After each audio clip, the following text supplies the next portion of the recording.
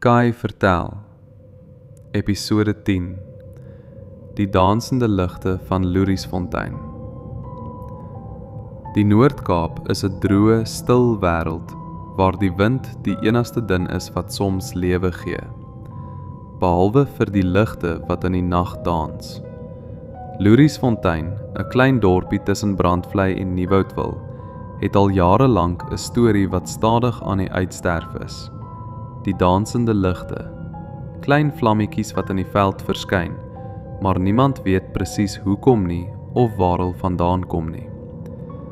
Die storie kom uit die 1800s, toe die Karoo se mense nog met lanterns en perd gereis het. Plaaslike boere het gepraat van wit ligte wat in die veld beweeg, soms in rye, soms in kringe, soos wanneer die voortrekkers die waans in 'n laar getrek het, maar dan verdwyn sodra jy nader gaan. Sommige sê dis geeste, ander dink dis die maan wat sand reflekteer, maar niemand het ooit 'n antwoord gekry nie. In die 1930s het 'n ou predikant, Dominee Vos, gesê een van sy gemeentelede het hom vertel van die ligte en dat hy gaan ondersoek instel.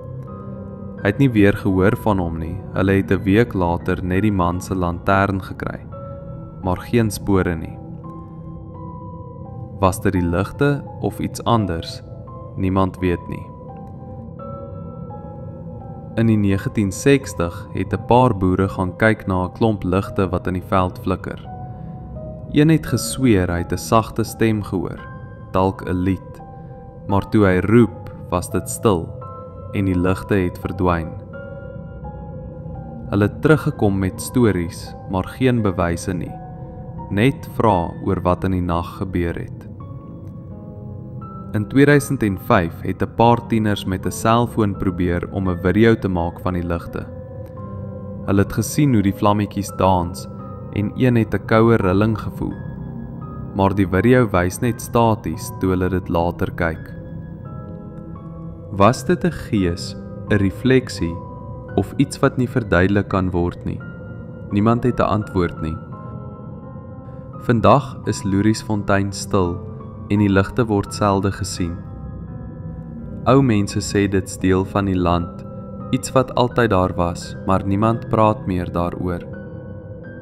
As jy ooit verbyry en wit ligte in die veld sien flikker, moenie stop nie.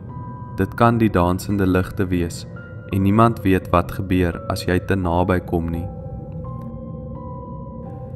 Ek is Kai en ek dink dit was maar net weer kaatsing van die maan en sterre waar hulle die helderste skyn in die wêreld.